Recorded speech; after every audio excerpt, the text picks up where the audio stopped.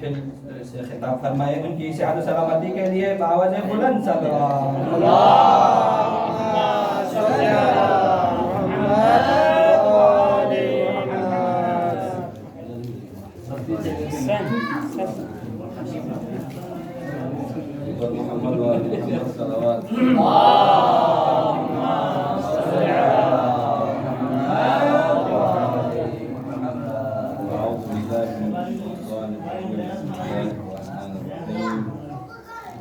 الحمد لله الذي لا يبلغ مدحته القائلون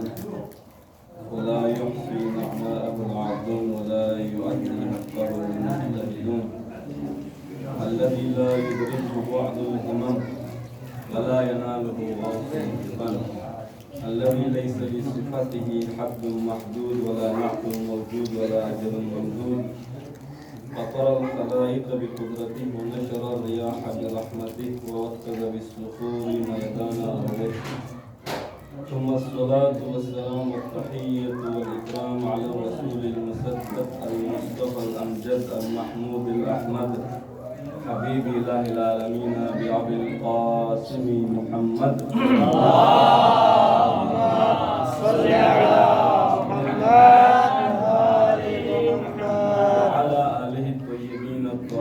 المعصومين ولعنة الدائمة على أعدائهم من يوم عداوتهم إلى لقاء يوم الدين. أما بعد فقد قال الله تبارك وتعالى في قرآنه المجيد وفرقانه الحميد وهو أصدق الصادقين وقوله الحق. بسم الله الرحمن الرحيم. قل لئن اجتمعت الإنس والجن على أن يأتوا بمثل هذا القرآن لا يأتون بمثله ولو كان بعضهم لبعض ظهيرا. اللهم صل على محمد وآل محمد. دامن وقت میں گنجائش نہیں اور اس سے پہلے کہ میں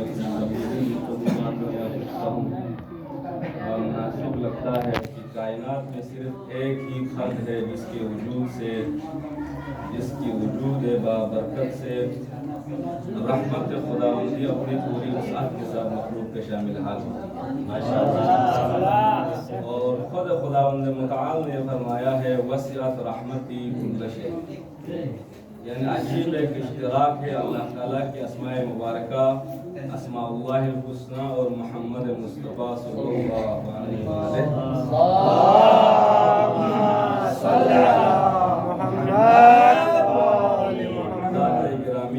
کے درمیان بہت سارے قدر مشترک ہے، ہم اس پہ بات شاید نہ کر پائیں گے، لیکن کیونکہ اصولاً اور رسماً یہی ہے کہ یہاں پر دو موجود ہے. ہماری روایات میں صادقین کی ولادت ہے، لہذا معلوم ہوتا ہے کہ صادق ہونا یا امین ہونا جس کے بنائے ہوئے کچھ ظاہری جو کوڈ ہوتا ہے انسان کے بنائے، وہاں سے اگر اس کو صادق کا لقب ملے تو انسان کتنا خوش ہوتا ہے. اگر یہ لقب اللہ تبارک و تعالیٰ کی ذات کی طرف سے انسان کو ملے، اس ہستی کو ملے، تو اس کی اہمیت کا ہمیں احساس ہوتا ہے. اس آیہ مجیدہ کیونکہ امام جعفر صادق علیہ السلام کی ولادت بھی ہے اور آپ ہی سے ایک واقعہ نقل کیا ہے ہشام ابن حکم. یہ ہشام ابن حکم جو امام کے برجستہ شاگردوں میں سے ہے.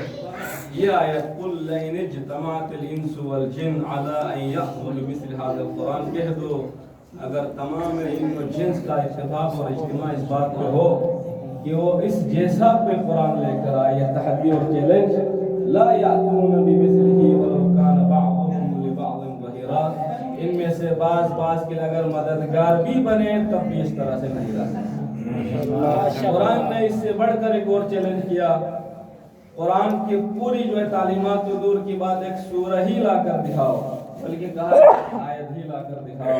تب بھی انسان عاجز آ گئے. کہتے ہیں کہ عرب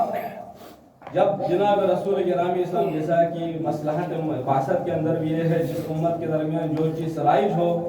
اللہ تعالیٰ ان کو جواب اسی ہی کے جواب میں اسی مصلحت اس فن یا اس وقت کے حالات کے تقاضا کے مطابق اس انبیاء کے اوپر وہ معجزہ اتارتا ہے. کیونکہ وہاں فصاحت و بلاغت اور خطابت اور ارشاد و شعر و شاعری کا رواج تھا، لہذا قرآن کو اتارا۔ لہذا اس قرآن کے اندر یہ چیلنج موجود ہے، جب 4 بلغائے عرب، مشہور بلغائے عرب جو فصاحت و بلاغت میں نام تھا ان کا، ان میں سے ایک ابو شاکر دیسانی نامی زندیق ہے،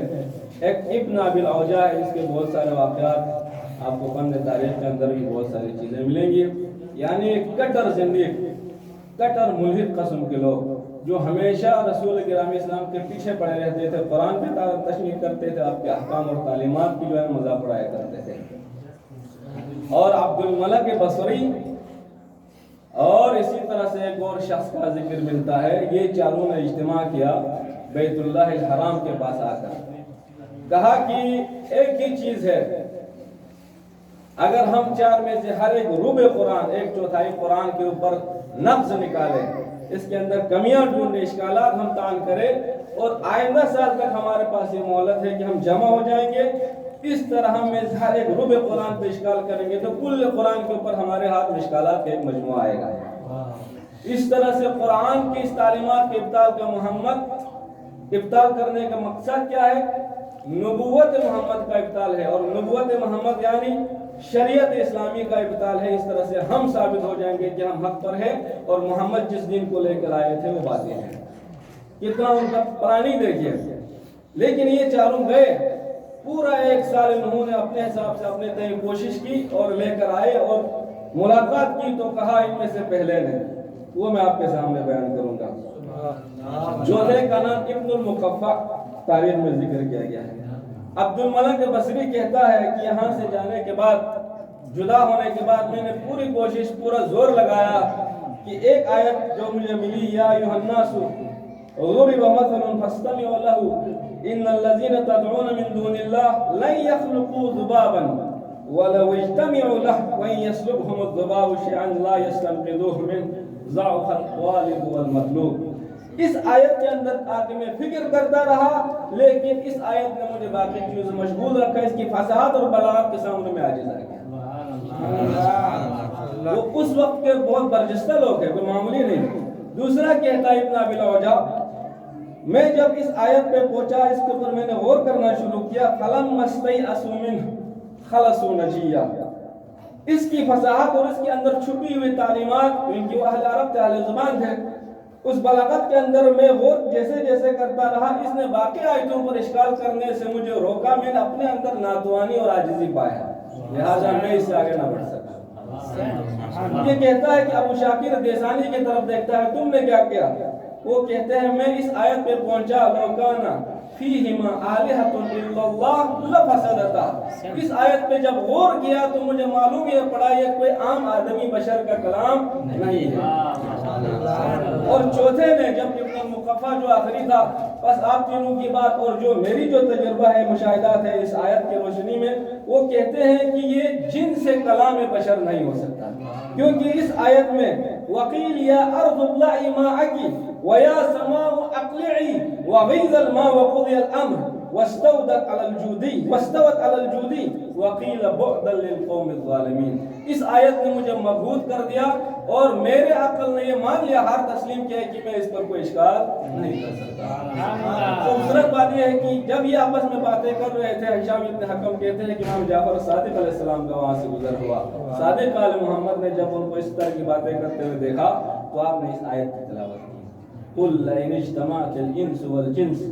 على ان يأتوا بمثل هذا القرآن لا يأتون بمثله ولو كان بعضهم لبعض ظهيرا۔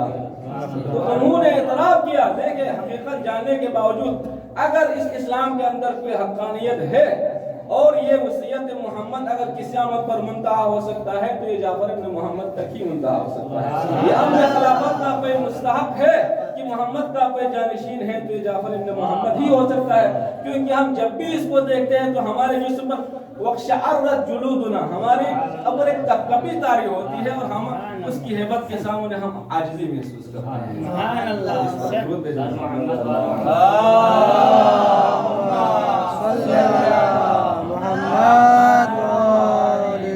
محمد کے بارے میں واقعات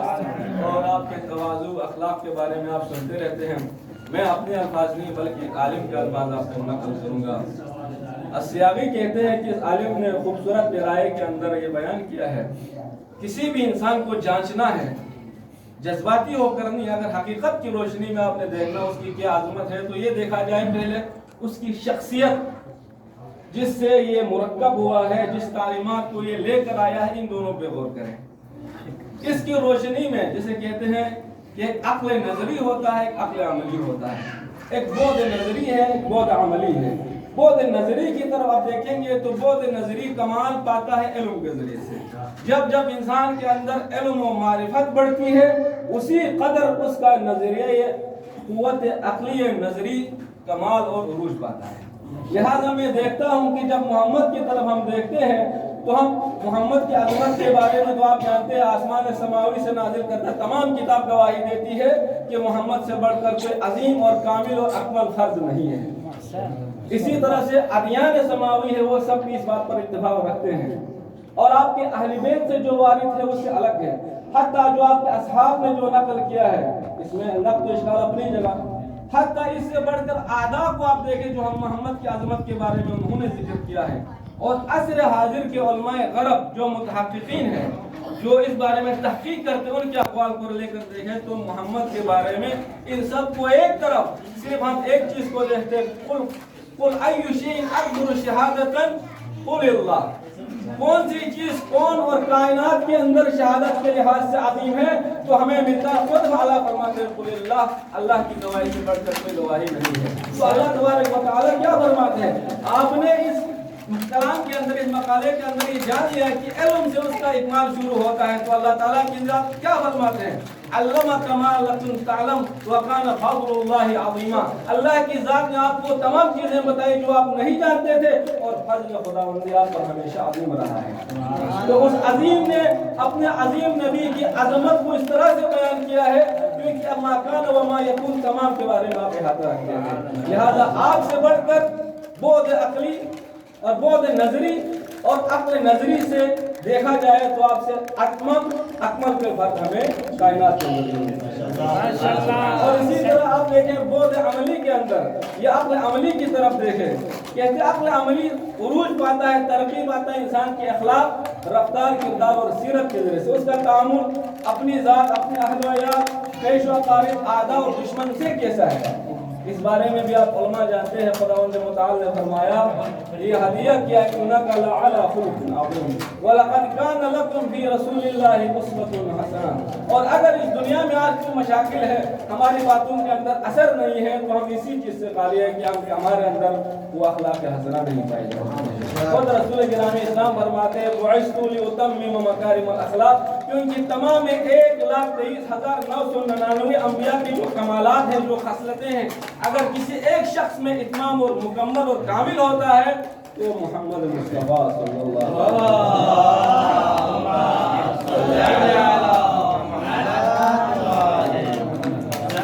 وسلم۔ تو معلوم ہی ہوا عقل عملی کے اعتبار سے خداوند متعال نے آپ کے لیے خلق عظیم، یعنی خلق کے اندر بھی عظیم ہے، علم کے اندر بھی عظیم ہے۔ یہ دو عظمتیں جب کسی کے ساتھ سفر کرتا ہے تو محمد مصطفیٰ، اور اسی لیے شافعی نے کہا آل النبی ذریعتی وہم الیہ وسیلتی ارجو بہم اعطی غدا بید الیمین صحیفتی، کیونکہ کائنات کے اندر کوئی وسیلہ ہے، اقرب اللہ ہے تو محمد مصطفیٰ کی ذات ہے۔ علی مرتضیٰ جیسے ہستی بھی یہ فرماتا ہے، آپ کا یہ قول ہے انا عبد من عبید محمد، میں محمد کے عبید میں سے ایک عبد ہے۔ محمد کے غلام ہونے پہ جو علی فخر کرتا ہے تو علی والوں کو بھی یہ کہنا چاہیے کہ ہم محمد کے ادنا غلام ہیں، کیونکہ ہمارے بارے میں یہ تاثر پھیلایا گیا ہے اہل سنت کی طرف سے کہ اہل بیت کو تقسیم کر کے شیعوں کو دی گئی ہے اور قرآن اور معرف قرآن کو سنیوں نے لیا ہے، محمد کو سنیوں نے، ایسا نہیں ہے۔ ہم اگر اصحاب کو نہیں بھی مانتے ہیں بعض کو تو ظاہری تقدس کا ہم خیال رکھتے ہیں، صحبت کا خیال رکھتے ہوئے ہمارے مراجع نے ہمیں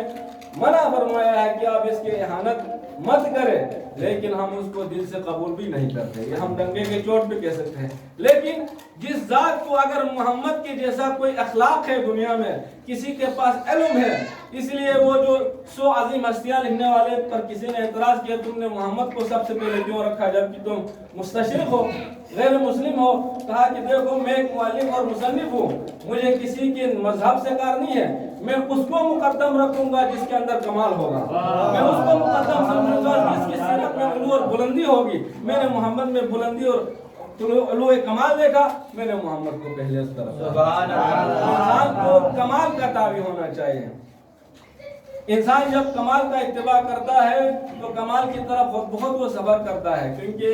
امر طبیعی چیز ہے۔ لیکن اگر سیدھا راستے سے ہٹ جائے تو بھلے تاریخ میں ان کا نام مال و زر اور حکومت کی وجہ سے جتنا ہی بلند ہو، وہ پانی کے اوپر جاگ کی طرح ہوگا، ایک وقت اس کا نام ہوگا، لیکن حقائق جیسے جیسے سامنے آئے گا وہ جاگ کی طرح بیٹھ جائے گا۔ محمد وآل محمد کی طرح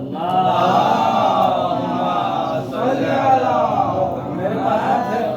تو میں تھوڑا سا اور وہ اشارہ کروں گا، نہیں ہے تو اسی پر میں اختتام کرنا چاہوں گا، کیونکہ یہ مسئلہ ایسے ہیں درود بھیجو محمد وآل محمد کی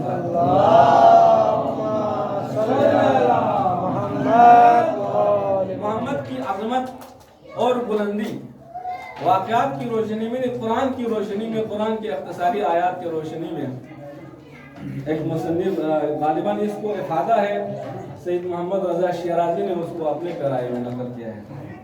وہ کہتے ہیں کہ محمد سب سے اقرب الخلق الی اللہ ہے۔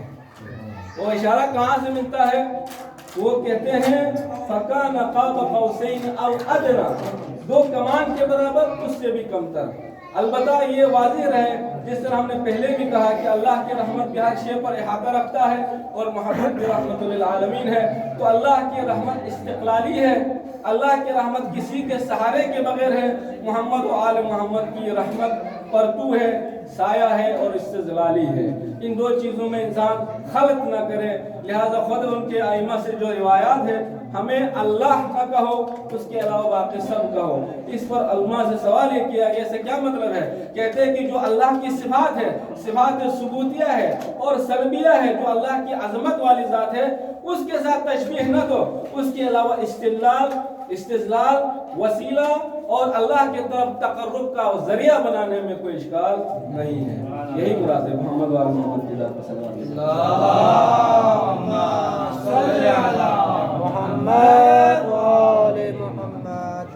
پس قرآن جو کل کے کل اگر کسی کی شان میں نازل ہوئی ہے قصیدے کی صورت میں، مدح کی صورت میں، تو وہ محمد و آل محمد کی ذات۔ اور آپ کے لیے ایک اور خصوصیت ہے،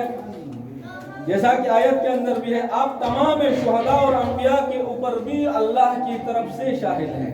یہ کوئی معمولی فضیلت نہیں ہے۔ فَكَيْفَ إِذَا جِئْنَا مِن كُلِّ أُمَّةٍ بِشَهِيدٍ وَجِئْنَا بِكَ عَلَىٰ هَٰؤُلَاءِ شَهِيدًا، اور ہم آپ کو تمام کے اوپر شاہد بنا کے پیش کریں گے۔ یہ شاہد بننا اللہ کی طرف سے خاص کمال و فضیلت ہے محمد مصطفیٰ کی ذات کے لیے۔ اور آپ کی ذات کمالات، جیسا کہ پہلے بھی اشارہ ہوا، کمالات کا ایسا مجموعہ ہے، آپ نے اپنے لیے باعث بعثت قرار دیا ہے۔ وجہ بعثت تخلیق کائنات جو ہے، اس نے اپنی ذات کو مبعوث ہونے کی وجہ یہاں پر اخلاق کو قرار دیا۔ قرآن کی روایات میں ایک اور چیز ہے، لیکن مصنف نے اس کو 2-3 چیزوں کے اندر شامل کر کے مقالے کو سمٹنے کی کوشش کی ہے، لیکن وہ لمبا ہو جائے گا، میں اس کی طرف نہیں جاؤں گا۔ آپ نے جابر سے یہ کہا، اختصاراً خود نبی یہ فرماتے ہیں، اول ما خلق ربک یا جابر نور نبیکم ومنہ خلق کل خیر۔ اے جابر، اللہ کی ذات نے سب سے پہلے تمہارے نبی کے نور کو خلق کیا ہے اور اس سے تمام خیر کو نبی کے نور سے خلق فرمایا۔ ان 2 خصلتوں کے اوپر، کیونکہ اس کے بعد سرکار کی جو امور ہے ان کا جو منشورات بھی پیش ہوں گے، میں زیادہ دیر مزاحم ہونا نہیں چاہوں گا۔ اگر اللہ تعالیٰ کی ذات ہم پہ اپنی باعث رحمت کو وسیلہ قرار دے کر ہم دعا کرتے ہیں، ہمارے اس عظیم عمل کو اپنی بارگاہ میں قبول و منظور فرما۔ ہمارے متعلقین میں سے کوئی مریضہ ہے یا کسی پریشانی میں مبتلا ہے، رسول گرامی اسلام اور اس کے حفیظ جعفر صادق علیہ السلام کے صدقے میں پریشانی کو دور فرما۔ ہمارے مرحومین بالخصوص جن کے عزیز و قارب میں سے کچھ حالیہ اور دنوں کے اندر دنیا سے چلے گئے ہیں یا جن کے اوپر کوئی فاتحہ پڑھنے والے نہیں ہے، تمام مومن مومنات کی مغفرت فرما، درجات بلند فرما، اس عمل سے اس عمل خیر سے جیسا ان کے مرحومین کے احسان قبول تک احسان کر دے، اور ہم جس مقصد کے لیے در مولا کے اوپر آئے اس مقصد میں ہمیں کامیابی اور کامرانی عطا فرما، محمد کے جانشین آپ کے سیرت و صورت کے جانشین قائم آل محمد کی ظہور میں تعلیم فرما، ہمیں اس کے حقیقی انصار و اعوان میں سے قرار دے، ربنا تقبل منا انك انت السميع العليم برحمتك يا ارحم الراحمين.